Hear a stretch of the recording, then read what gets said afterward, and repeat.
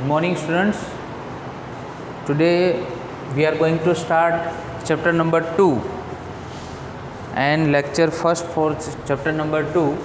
The title is Electrostatic Potential and Capacitance. Clear? Electrostatic, static and dynamics, these are two words with respect to electric field and electrostatic. तो electrostatic का meaning यहाँ पे, static का meaning ये है कि जो यहाँ पे आप पॉइंट चार्ज या तो कोई भी इलेक्ट्रिक चार्जेस के बारे में डिस्कस कर रहे हो तो वो स्टैटिक है, वो मूवेबल नहीं है। तो ऑलवेज हम कौन से में है, इलेक्ट्रिक फील्ड में है।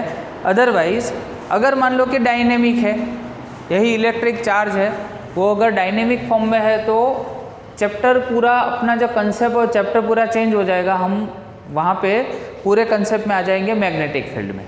आया समझ में? तो अगर इलेक्ट्रिक फील्ड में कोई चार्जेस है वो स्टैटिक है, ठीक है, तो इलेक्ट्रोस्टैटिक का कंसेप्ट आता है, और अगर वो मूवेबल फॉर्म में है तो वो मैग्नेटिक फील्ड का कंसेप्ट आता है। आया समझ में? तो इलेक्ट्रोस्टैटिक पोटेंशियल और साथ इसके साथ कैपेसिटेंस का इसमें डिस्कस करना है चैप्टर नंबर 2 में। क्लियर? बहुत ही इंपॉर्टेंट चैप्टर है, बिकॉज नेक्स्ट जो भी चैप्टर्स होंगे इसके बेस पे डिपेंड होंगे, तो अच्छे से ध्यान देना है। फर्स्ट क्वेश्चन के बारे में बेटा डिस्कस करते हैं यहाँ पे, वाई ग्रेविटेशनल फोर्सेस और spring forces are conservative force.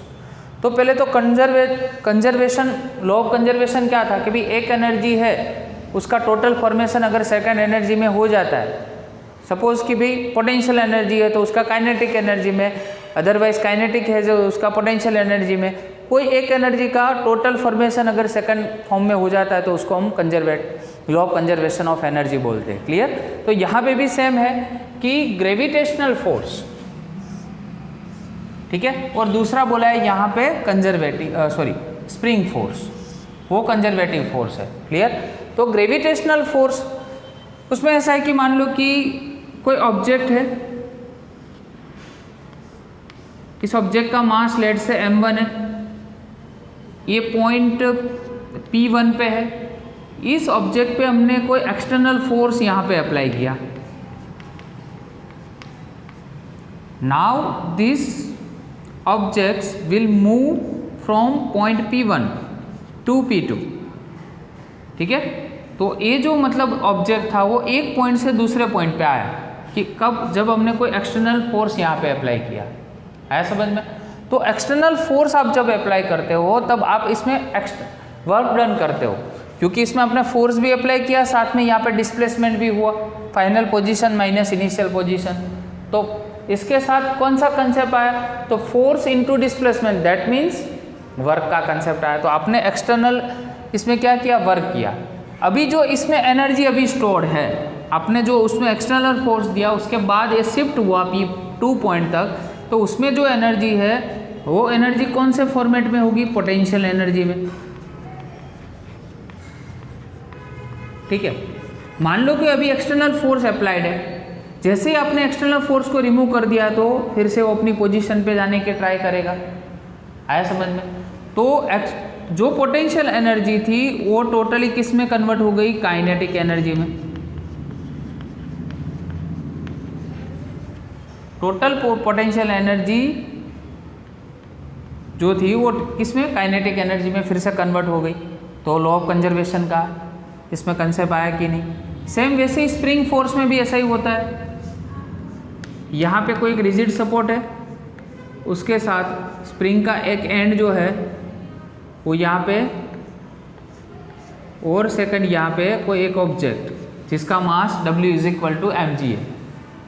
तो यहाँ पे आप एक्सटर्नल फोर्स जैसे ही देते हो, ठीक है ना, तो क्या होता है? इसमें इसका डिस्प्लेसमेंट होता है, ये जो ऑब्जेक्ट है उसका डिस्प्लेसमेंट होता है। लेट से P1 से वो भी P2 तक गया, तो आपने एक्सटर्नल फोर्स दिया एज वेल एज उसमें डिस्प्लेसमेंट हुआ, तो वर्क डन हुआ एक्सटर्नल, ठीक है। तो वो जो वर्क डन हुआ वो कौन सी एनर्जी में स्टोर होगा? एज अ पोटेंशियल एनर्जी उसमें स्टोर होगी। अब जैसे ही आपने वो एक्सटर्नल फोर्स रिमूव कर दिया तो फिर से ऊपर की साइड उसमें कौन सा फोर्स था? स्प्रिंग फोर्स था, ठीक है। तो जो स्प्रिंग फोर्स था दैट मीन पोटेंशियल एनर्जी का फिर से उसमें काइनेटिक एनर्जी में कन्वर्जन हो गया। तो आप ग्रेविटेशनल फोर्स में भी ये कर सकते हो, as well as spring force में भी ये कर सकते हो, ठीक है। तो potential energy to kinetic energy में कन्वर्जन इसमें पॉसिबल है, ठीक है। इसलिए आप इसमें बोल सकते हो कि भाई पोटेंशियल एनर्जी का टोटल फॉर्मेशन काइनेटिक एनर्जी में होता है। दैट मीन्स हम बोल सकते हैं कि these forces are the conservative forces. आया समझ में? चलो next, move on to the next question. Prove that the electrostatic forces are conservative force in nature. Electrostatic forces, gravitational और स्प्रिंग फोर्स के बारे में डिस्कस किया, बट इलेक्ट्रोस्टैटिक फोर्स मतलब जिसमें किसकी बात आती हो? Charges, electric charges. तो इलेक्ट्रिक चार्जेस में भी सेम होता है, उसमें दो चार्ज होते हैं। इसमें क्या होता है? दो ऑब्जेक्ट होते हैं, उसका मास m1 और m2, लेट से दो ऑब्जेक्ट है, उसका एक का मास m1 है, सेकंड का मास m2 है, तो ग्रेविटेशनल होता है। वैसे ही इसमें इलेक्ट्रोस्टैटिक फोर्स में दो चार्जेस होते हैं, तो दो चार्जेस में भी ऐसा ही हुआ कि एक पॉइंट से दूसरे पॉइंट तक आप उसको लेके गए तो उसमें आपको एक्सटर्नल फोर्स लगाना पड़ा। जैसे एक्सटर्नल फोर्स आपने रिमूव किया तो उसमें जो पोटेंशियल एनर्जी थी वो टोटली किस में कन्वर्ट हो गई?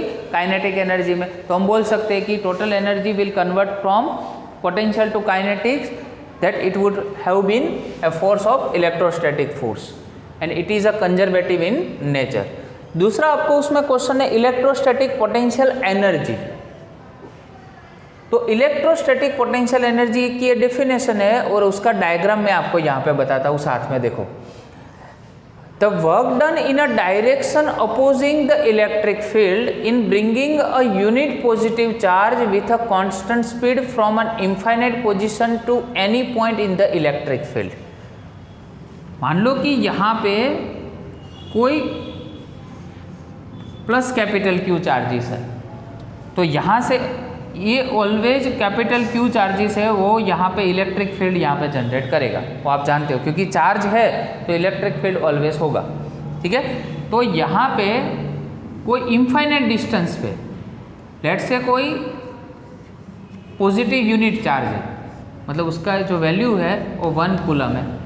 अभी इस पॉइंट को, इस चार्ज को आपको इनफाइनाइट डिस्टेंस से कहाँ पे लेके आना है? इसका जो इलेक्ट्रिक फील्ड है, इस चार्ज का जो इलेक्ट्रिक फील्ड है वो इलेक्ट्रिक फील्ड में उसको यहाँ पे लेके आना है। देखो, the work done in a direction opposing, देखो क्योंकि ये प्लस है और ये भी प्लस है, तो पॉजिटिव चार्ज के बीच में ऑलवेज रिपल्जन होता है, तो हमें क्या करना पड़ेगा? अगेंस्ट वर्क करना पड़ेगा, इसलिए बोला है अपोजिंग द इलेक्ट्रिक फील्ड।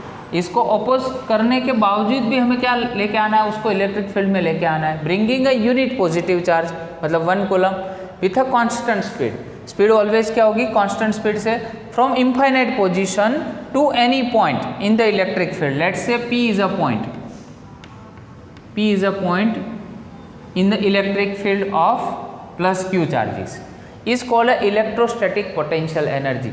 तो आप ये जो वर्कआउट कर रहे हैं, वो वर्कआउट में जो भी एनर्जी स्टोर होती है उस एनर्जी को हम क्या बोलते हैं? Electrostatic potential energy. क्लियर? उसको एक सिंपल एग्जांपल से समझते हैं कि मान लो कि आपका फ्रेंड है, वो मूवी देखने जा रहा है, ठीक है, और मूवी आपको पहले से उसका रिव्यू मिल गया है कि वो मूवी है ना बहुत बोरिंग है, फिर भी आपका फ्रेंड है कि आपके जो थॉट्स है उसके अगेंस्ट में आपको लेके जा रहा है। दैट मीन्स आपको वहाँ पे नहीं आना था, क्योंकि ये पॉजिटिव था और ये भी पॉजिटिव था, तो दोनों के बीच में रिपल्जन होना था, इसको पता ही है। बट फिर भी आप, दैट मीन्स 1 कूलम, ठीक है, उसको प्लस Q जो है चार्जेस वो इसके अगेंस्ट में लेके आना यहाँ पे चाह रहा है। दैट मीन्स वो आपका जो फ्रेंड है वो मूवी देखने के लिए आपको प्रेशर कर रहा है, तो उसके अगेंस्ट में वर्क करना पड़ा ना। तो अपोजिंग द इलेक्ट्रिक फील्ड, तो इलेक्ट्रिक फील्ड के अपोजिंग में इन bringing a unit positive charge, that means U, unit positive charge with a constant speed, constant speed से आप जा रहे हो वहाँ पे थिएटर की ओर, फ्रॉम अ इनफाइनाइट पोजीशन, मतलब आप जिस पोजीशन पे हो वही इनफाइनाइट पोजीशन अगर लेट मान के चलो, और आपको जाना है थिएटर तक, to any point in the electric field, that means theatre का जो टिकट विंडो होता है वो मान लो, इट इज़ कॉल्ड अ, तो उसमें जब जो एनर्जी स्टोर होती है उस एनर्जी को हम क्या बोलते हैं? Electrostatic potential energy. क्लियर? चलो, right similarities and the difference between gravitational force and the electrostatic force. Gravitational force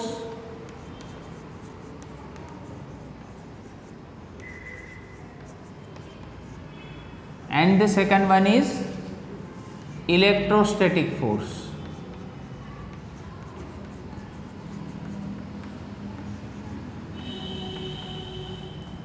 In 11th science chapter number 8 we already studied force of gravitation G m1 into m2 divided by r square, clear, and electrostatic force Fe K q1 q2 divided by r square. Now what is the difference between these two forces? In this force we have taken the two objects of mass m1 and m2. So masses of objects are compulsory for these forces, and for that force we have used electric charges. So for these forces electric charges have been used. Clear? This is the difference. And the second difference is what? Here we are using G, here we are using K. The values of these constants are also different. Capital G's value of capital G is 6.67 into 10 to the power minus 11, and the value of K is 9 into 10 to the power 9. Clear ना? तो दोनों की value भी बेटा क्या है, difference है. इसमें मास चाहिए और इसमें चार्जेस चाहिए. आया समझ में? और दूसरा बोला है सिमिलैरिटीज. तो सिमिलैरिटी क्या है? तो दोनों कंजर्वेटिव फोर्स है. अभी तो हमने बोला यहाँ पे कि भाई ग्रेविटेशनल फोर्स वो भी कंजर्वेटिव है और इलेक्ट्रोस्टैटिक फोर्स वो भी क्या है, कंजर्वेटिव इन नेचर है. आया समझ में? तो सिमिलैरिटी वो कंजर्वेटिव है और ये डिफरेंस है दोनों. क्लियर? चलो next, explain the electrostatic potential energy. ये जो हमने यहाँ पे एक्सप्लेन किया उसके जैसा ही कंसेप्ट है. In electric field due to an arrangement of electric charge. ठीक है, इलेक्ट्रिक चार्ज का कोई अरेंजमेंट होता है, उसके तहत इलेक्ट्रोस्टैटिक जो पोटेंशियल एनर्जी है उसका कंसेप्ट हमें क्या करना है इसमें बेटा, एक्सप्लेन करना है. तो यहाँ पे सबसे फर्स्ट एक डायग्राम ड्रॉ करते हैं. डायग्राम में सही से ध्यान देना. यहाँ पे एक लाइन ड्रॉ करते हैं, उस लाइन पे 2 पॉइंट्स रखते हैं, R और यहाँ पे P पॉइंट. क्लियर? इस पे एक यूनिट पॉजिटिव चार्ज है, उसको हम टेस्ट चार्ज बोलते हैं. मान लो कि Q चार्ज है, टेस्ट चार्ज है, और यहाँ पे एक ओरिजिन पॉइंट है, उस पर हमने भी एक पॉजिटिव चार्ज रखा है कैपिटल Q. अभी हमें क्या करना है, जो Q चार्ज है वो R पॉइंट है, R पॉइंट से हमें उसको मूव करवाना है P पॉइंट तक. तो क्या चाहिए हमें, फोर्स चाहिए ना. Q पॉजिटिव चार्ज है, लेट्स से वो R पे है, and our duty to move out this positive test charge from the point R to P. So we have to apply some external force. Clear? तो F external यहाँ पे अपने apply किया है. अभी देखो A पॉजिटिव है और A भी पॉजिटिव चार्ज है, बट देखो A बहुत ही स्मॉल चार्ज है, तो इसकी जो इफेक्ट होगी इस पर बहुत ही मतलब नेग्लिजिबल इफेक्ट होगी, बट कौन सी नेग्लिजिबल इफेक्ट होगी, क्योंकि ये बहुत स्मॉल चार्ज लिया है और इसकी जो मतलब रेंज है थोड़ी वो अपने लार्ज वैल्यू लिए. आया समझ में? तो इससे इलेक्ट्रिक फील्ड तो ऑलवेज जनरेट हो गई जैसे इसमें हुआ था. तो इलेक्ट्रिक फील्ड जो जनरेट हो रहा है उसके अगेंस्ट में हमें वर्क करवाना है. मतलब ये दोनों में तो A पॉजिटिव है और A भी पॉजिटिव चार्ज है, तो दोनों में क्या होगा, रिपल्जन होगा. आया समझ में? तो उसके अगेंस्ट में हम क्या कर रहे हैं, उसको खींच के लेके आ रहे हैं, कौन से पॉइंट तक, P पॉइंट तक. आया समझ में? तो यहाँ पे F एक्सटर्नल हुआ, तो बताओ AQ जो टेस्ट चार्ज है और ये ओरिजिन पॉइंट पे कैपिटल Q है, तो दोनों के बीच में भी एक फोर्स अप्लाई होगा, जिसको हम कौन सा फोर्स बोलते हैं, इलेक्ट्रोस्टैटिक फोर्स बोलते हैं. तो F is equal to K. Q1 की प्लेस में हम क्या लेंगे, कैपिटल Q. Q2 की प्लेस पे क्या लेंगे, स्मॉल q, और दोनों के बीच में कोई सर्टेन डिस्टेंस तो होगा ही, उसको लेते हैं स्मॉल r. तो Fe यहाँ पे भी अप्लाई होगा. वो किस तरह से अप्लाई होगा, तो इसके अगेंस्ट में मतलब Fe इलेक्ट्रोस्टैटिक फोर्स। यहाँ तक समझ में आया डायग्राम। अभी देखो F एक्सटर्नल और Fe की डायरेक्शन, F एक्सटर्नल और Fe की डायरेक्शन एक दूसरे से कैसी है, ऑपोजिट डायरेक्शन है, ठीक है।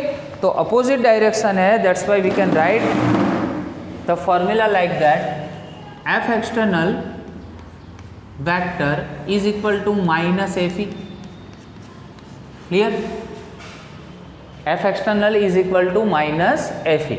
अभी F एक्सटर्नल, अभी देखो यहाँ पे फोर्स अप्लाई हो रहा है और साथ में ये धीरे धीरे स्लोली मूव हो रहा है ये पॉजिटिव चार्ज, किस पॉइंट की ओर, P पॉइंट की ओर। तो दैट मीन्स उसमें डिस्प्लेसमेंट भी हुआ, तो फोर्स और displacement, that means work done का कंसेप्ट आया। तो work done on test charge, तो work done from R to P, मतलब R से P पॉइंट तक हमें लेके आना है और उसमें क्या करना पड़ेगा, integration. Why integration? Just because of we are doing a small amount of work here, so we have to integrate all the works and उसके बाद ये जो पूरा वर्क है स्मॉल अमाउंट, उसको हमें पूरा एक वर्क करना पड़ेगा, पूरा इंटीग्रेट करना पड़ेगा। So apply integration here from R to P, F external into dr. Why? Because work is equal to force into displacement, and force is here a external force. So we can write the formula minus Fe into dr, WRP. And this work, we also indicate this work as a electrostatic potential energy, U here, R to P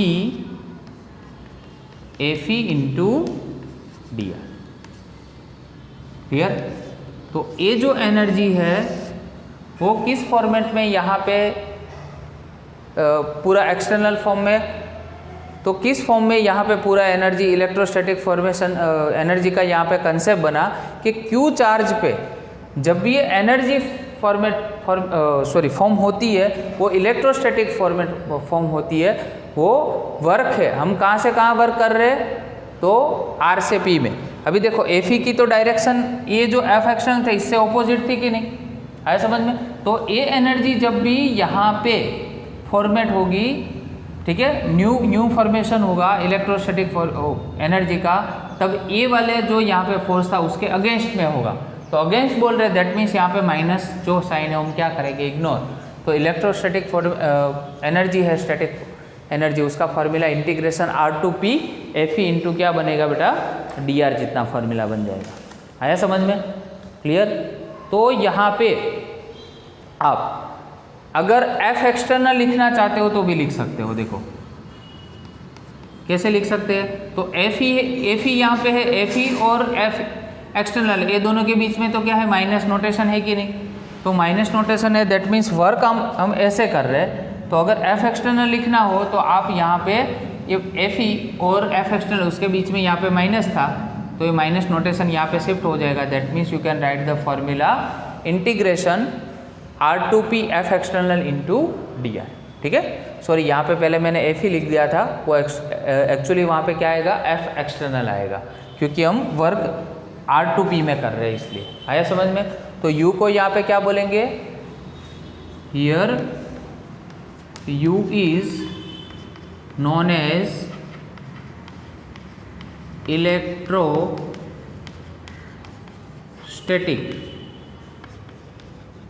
potential energy. Clear? उसको U से symbolise किया जाता है। Okay, thank you very much.